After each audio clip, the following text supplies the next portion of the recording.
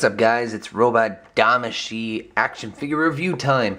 And in this video, we're taking a look at the Acguy, the MSM-04 Acguy. Of course, this is the version anime. There has been no other version. And this is number 221 in the Robot Damashii or Robot Spirits line. Oh, man, that was a lot to say. Let me readjust the camera, actually. There you go. A little bit taller. Anyways, yeah, the Acguy, number 221. Here's the side of the box showing the Acguy standing tall. The other side, we get to see some of the accessories, some of the gimmicks, and some of the crazy action poses.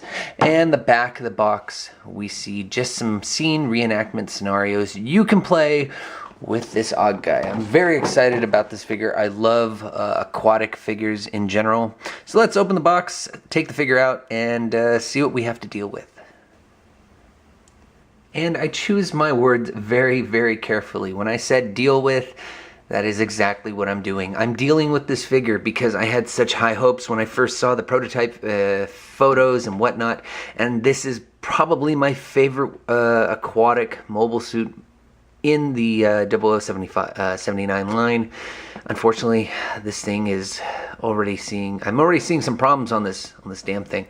You know what? It's nicely painted, I guess you could say. The colors really pop out even though they're very dark. The chest is a light tan. Boosters, they move and whatnot. It's just already out of the package. This thing has a problem standing. You gotta bend the knees, and the legs don't want to really move. And yeah, it's a look. This is him standing up straight. Oh, hey, it's working finally. Okay, you know what? Let's go ahead and go down articulation. So with the head, you can rotate a full 360. Of course, you hear that clicking. You might not want to do that. So the mono eye is stagnant, but I will show off a feature later on in the video. Moving on to the shoulders, they can move forward, and it looks like a butterfly joint of some sort, but not really. Anyways, full 360 at the shoulder as well, and then you get a 90-degree bend at the elbow, which then can rotate full 360. It does extend at the shoulder, so there you go. That's it. That's the shoulder pushed into the arm and then pulled out. So yeah, a little bit of extra length there. You can rotate these little pods on the hands, the forearms, I guess you could call them. But moving on to the torso, there is no articulation whatsoever. It's really sad, so he can't lean forward any. The thrusters do move on the back as well. And then moving on to the legs, let's try the hips first. These can pop out, but it's kind of tricky. And again, I don't want to break this, so I'm just going to leave it like that. But now he's wanting to stand up. Okay, anyways, there's no rotation where the leg meets the hip, so that's kind of weird. But you can move the whole hip and, well, the whole leg in one go. You do get a 90-degree bend as well in the knee, no other articulation there, and then you get some foot movement as well. So, you know, really simple articulation, but it's okay by my book, I guess. This thing is like a tank, so it's not really meant to move around that much.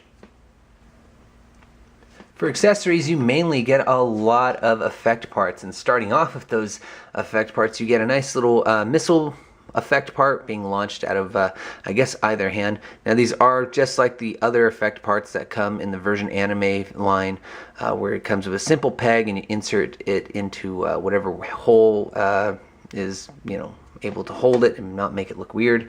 Anyways, you also get some Vulcan head fire effect parts. So you get two of the long ones here and two of the short ones.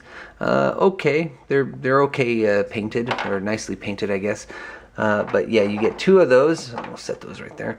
You also get another missile launching effect part, and this can go into, I think this one's the left hand, and I think this one is the right hand. So you get two parts right there. You also get some scene reenactment parts, and they're kind of tiny, so you can see them right here. I don't know if you can focus and see that, but anyways, this one is of the children from the original series, the War Orphans, that were really fucking annoying.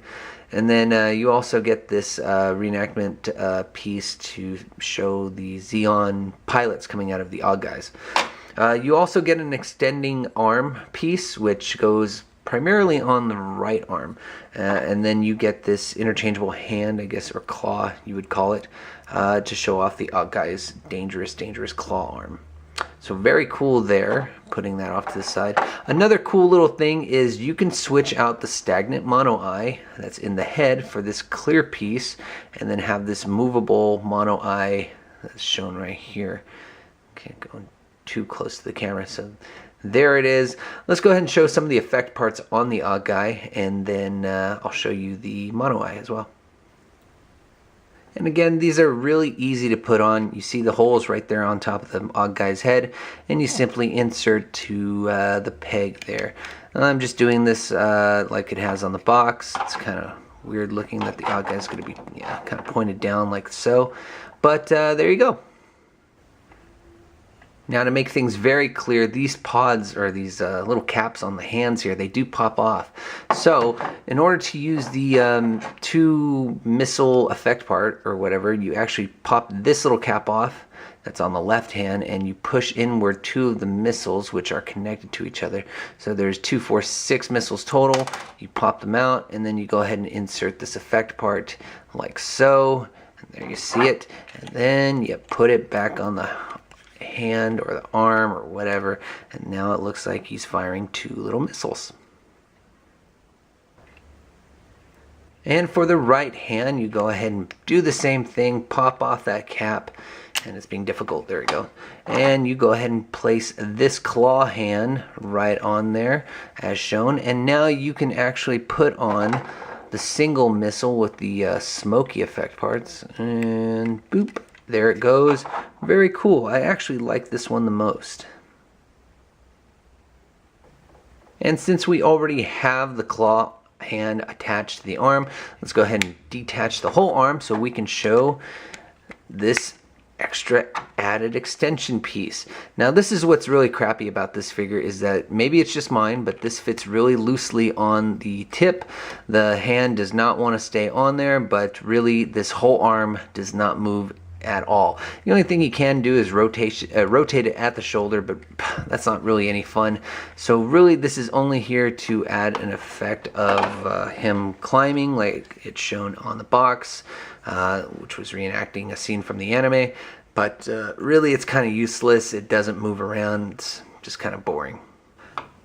But if eye-to-eye contact is your game, then you just go ahead and pop these little covers off on the head of the Acguy. They're really simple to take off. It might be hard at first, but it eventually gets easier. Anyways, you can take this little piece off. You can go ahead and grab that movable mono eye, and actually, where should I place it? Let's place it on the side here. And then you would place this back on here. This is the clear piece. And then you put these pieces back on. There you go. Now, I don't particularly like this effect. It doesn't really come off as a moving mono eye inside the head. It just kind of looks a little strange, but it's okay for what it is.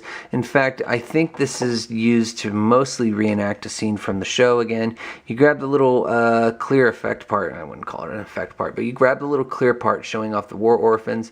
They can actually fit on top of the head somehow. I don't remember how I put it on the first time, but there's some special crazy way to where you can fit the children on top of the head, and yeah, there we go. So kind of like that, and you have the mono eye pointed up looking at them. Last but not least, you go ahead and take this chest piece off right here. It's a little panel, and you can do the final reenactment scene from the show featuring the Acguys. Really, it's just showing the elevator contraption used on the mobile suit to lower down these pilots.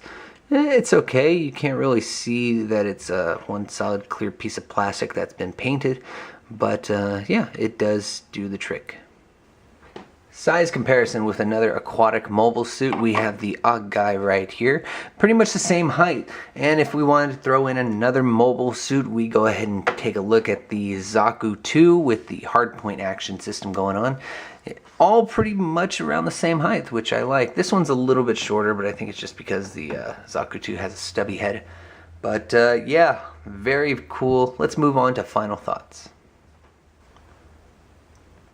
Oh boy, well, I really wanted to like this figure. In fact, I really wanted to love it. But sadly, it is very disappointing. I don't know what it is. It might be the lack of articulation in the leg. It might be the lack of, an actual extending movable arm. But all in all, it's just really disappointing. The clear effect parts for the mono eye lens and the whatever, it just doesn't come across as good. It's very poor. The cool thing is, though, about this figure is you get those effect parts, and that's very much appreciated.